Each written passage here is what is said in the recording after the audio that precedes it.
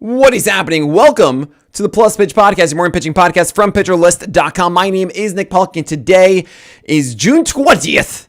Happy Friday. And yes, we are going to talk about baseball. Off to Burke we go, is what a lot of people are singing after his performance yesterday. 5.1 innings, 1 run for its 2 walks, and 7 strikeouts against the Cardinals. Oh boy, is he finally looking like his September self again? No, he is not. This was pretty good 4-seamer location outside of the first inning. That first inning, my gosh, he even threw a 96-mile-per-hour fastball right down the pipe to Nolan Arenado, who hit it far left field, and it's caught on the warning track. But you saw Shawn Burke, he put his hands up like, oh no, right as it happened. And he did correct himself after that. The 4-seamer was up after. It wasn't at 96 plus, though. It was really 96, 97 the first, and then it really got down to 93, 94. While the slider wasn't very good, the changeup wasn't very good, the curveball was flipped into the zone enough, had a good CSW, but it wasn't really this big, oh my gosh, curveball. And I'm still out on Shawn Burke, unfortunately. He also gets the Diamondbacks and the Dodgers, so that's pretty easy, right? That's the first thing you should always look for. Whenever you are thinking of picking these guys up, make sure it's a decent enough matchup, right? The Diamondbacks and Dodgers are not it. Gavin Williams, oh my gosh, what do we do? But Nick, it was a good start. It was 6 innings, 0 runs, 2 hits, 3 walks, 6 Ks. This is like the thing you've been saying. Yeah, I know. And also, he's still down at 95, not 97 on his fastball. His extension, which was 7 feet, is at 6.5. That was 6.3 before. And his sweeper, his sinker, and his curveball, they combined for 38% strikes across 42 thrown. 38% strikes. Yes, the 4-seamer and the cutter are working in tandem. This cutter was a very necessary pitch for Gavin Williams, as that was banging the table about, and I'm glad it's there. But when it comes to actual location and working his arsenal, it's not there. This was the Giants not being so good. I wonder also if he's holding back to get better command. I don't know. He's not really getting better command. It's weird. Gavin Williams just bothers me, and I don't know what to do. Okay, cool. Ryan Burgert against the Dodgers. Props to him. 4.2 innings of 0 earned runs, 3 hits, 1 walk, and 3 Ks. 1 for 18 whiffs on the slider isn't cool. He had some Koufax love here. He did generally have some good 4-seamer location, but yeah, this isn't the Blake Snell blueprint that I really want from Burgert. Now, he does have a high vert 4-seamer, and he has an 87-mile-per-hour slider that can go down. So you're tempted maybe for the Nationals, but he's a righty and not a lefty, and the Nationals with all their lefties are generally good against something like this. So I would not go for that with Ryan Burgert. Christopher Sanchez against the Marlins did everything you want him to do. It was 96 miles per hour, 8 innings, 1 run, 5 hits, 0 walks, only 4 Ks, but that's fine. 16 call strikes in the sinker, 10 whiffs on the changeup. We're good. Logan Webb, he's dope and makes us feel dope. That's awesome. Edward Cabrera against the Phillies. He was up a tick or two, 1.5 ticks on the sinker, which is great. And he also threw far more sinkers than 4-seamers. Yes. Please stop throwing that 4-seamer, which, by the way, what do you know? 40% strikes. Don't do it. Thank you so much, Cabrera. Now, get the changeup back, though. You barely touched his changeup, and it wasn't very good. The curve was 6 for 16 whiffs. Nope, I got it right. 6 for 18 whiffs. Come on, Nick, get it right. 67% strikes. That's good for the curveball for Edward Cabrera, paired with that sinker that got outs and was very effective for him. But it's not everything yet. The slider isn't there. The changeup isn't there.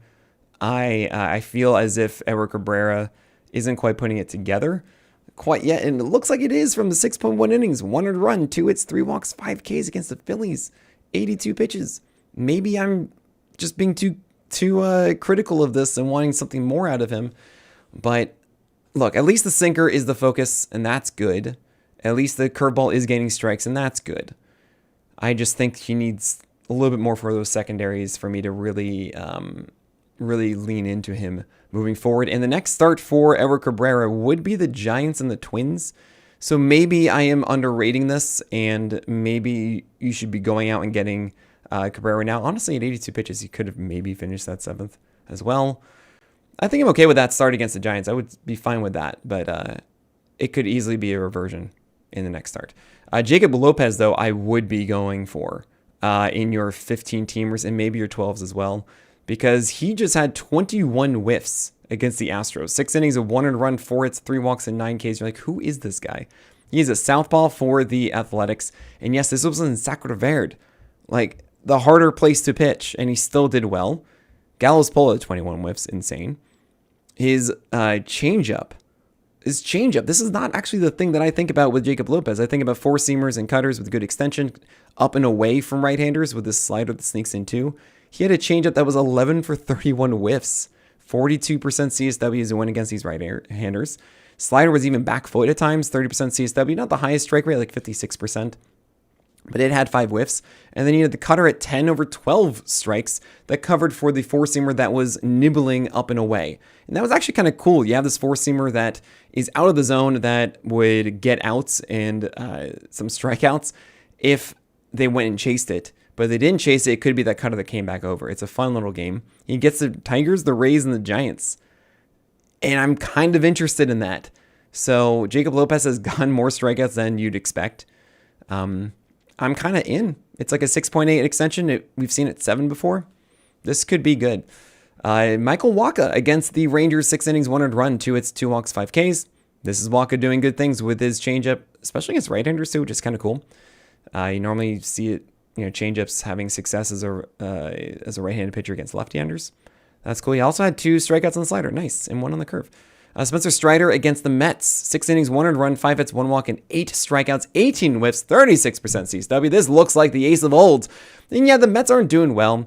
And I want to tell you that it is the old Strider because it was 97 mile per hour velocity, right? Well, no, it was 96. And the slider that used to be 86, 87 is 84, 85. And that is a little weird. The four-seamer command is not great.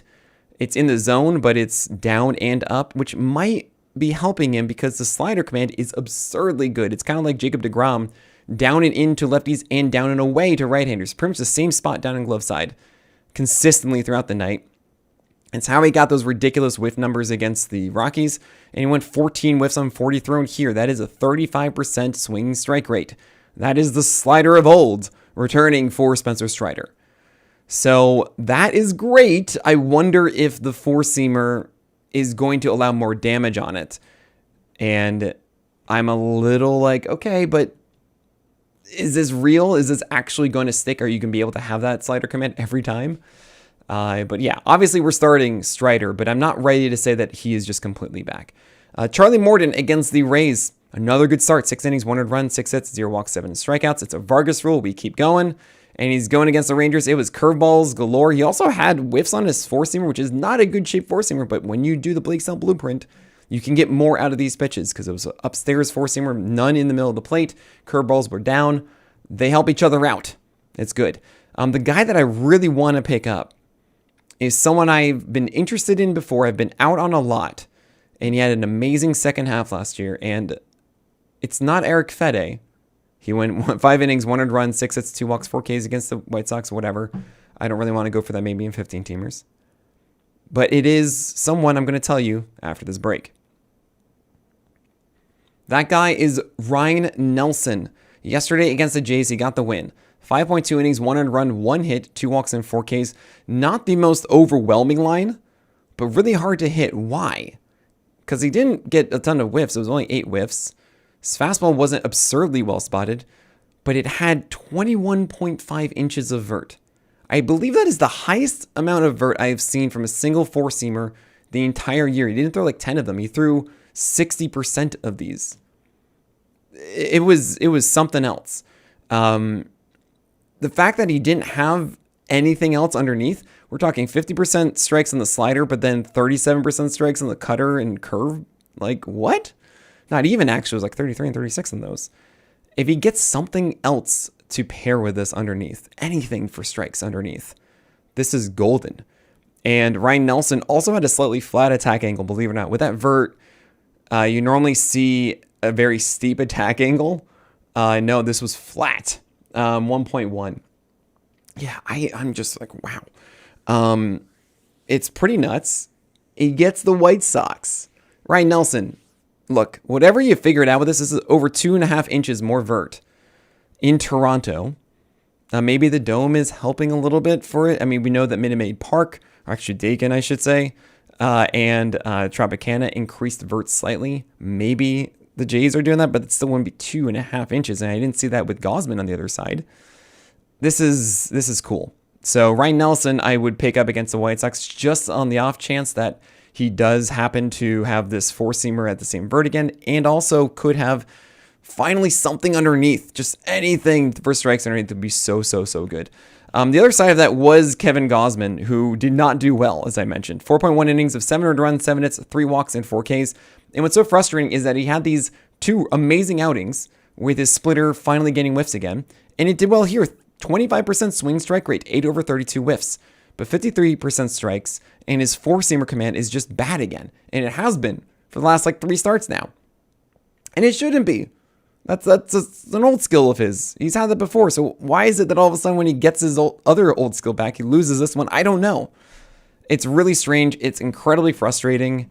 And he's a hipster. Headache-inducing pitcher stifling the entire roster. It's up to you if you want to hold on to that or not. I have to think that the splitter will stay and the four-seamer command will get better. That's just where my head is at. Michael McGreevy against the White Sox was a spot start here, and I was really impressed with McGreevy. His command is very legit. And it's what I remember from the spring as well, where he's able to get his sinkers lined up on the black inside to right-handers consistently and with sweepers away.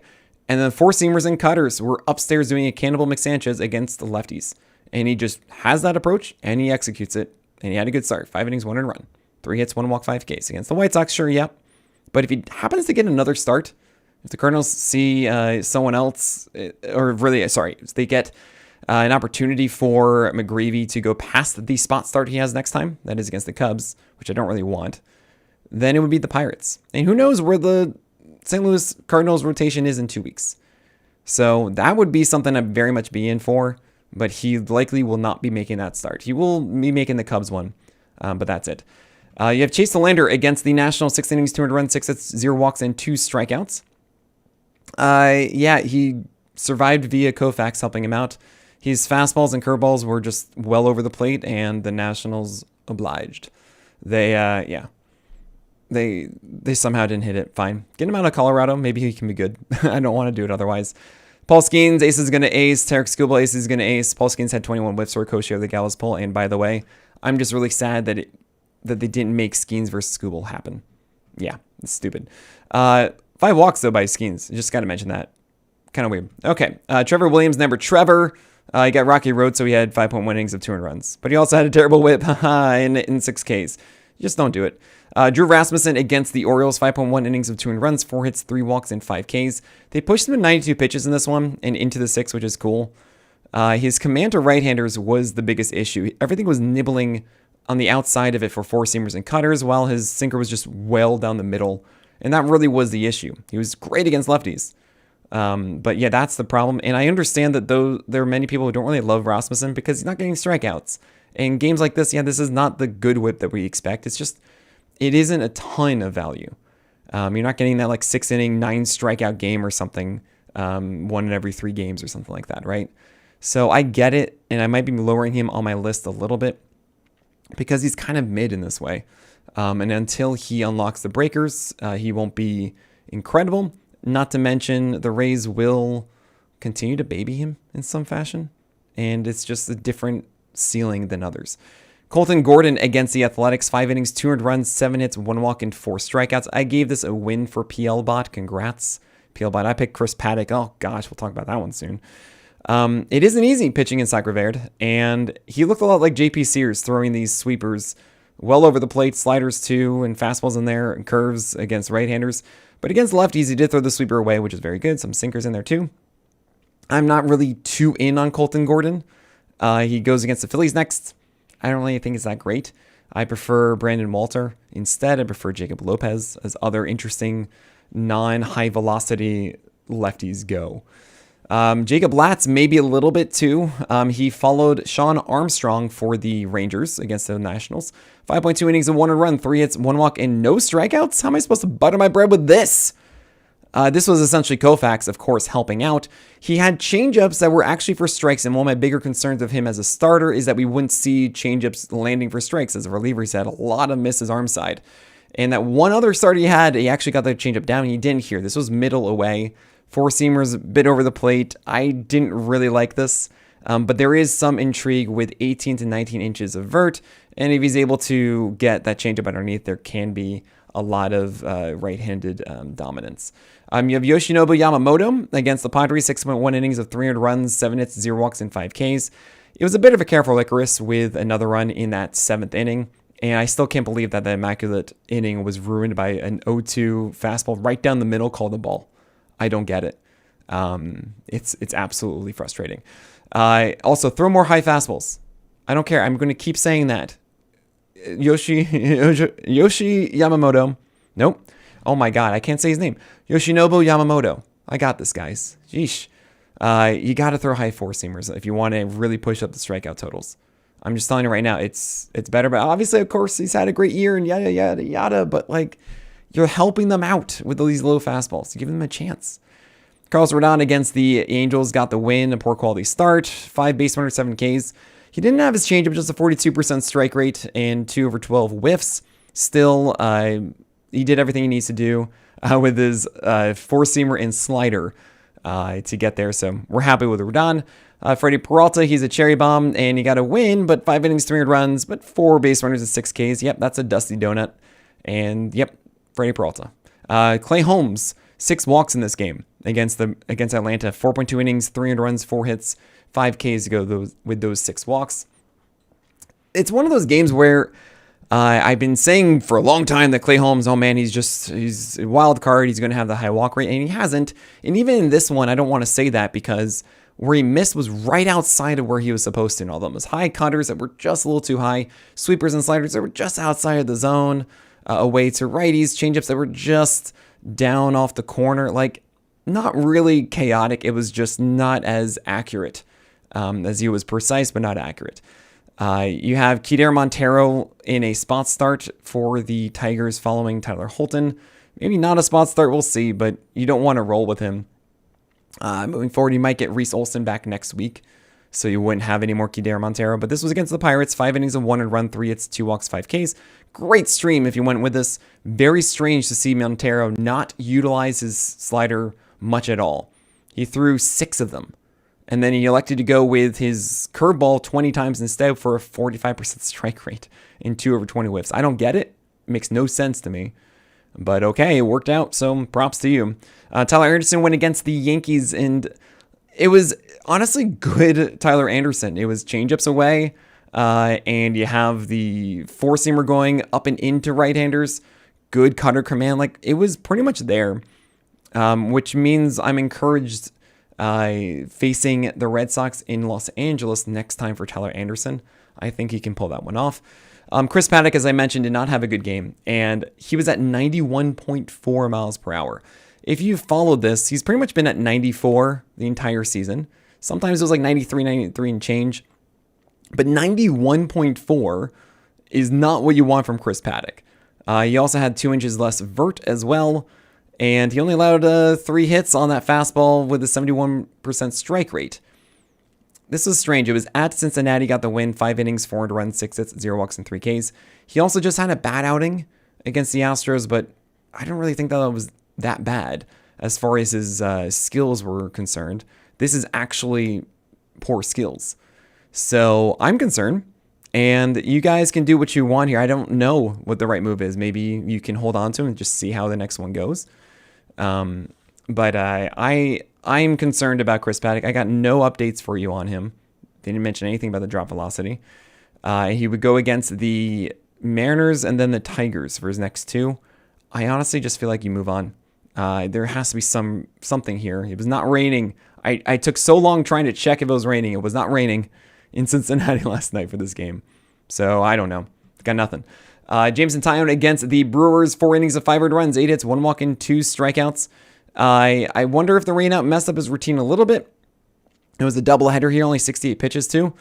And I gotta say, Taillon had a bad sweeper the past couple starts against right-handers, but the four-seamer and changeup placed on blueprint worked really well against left-handers.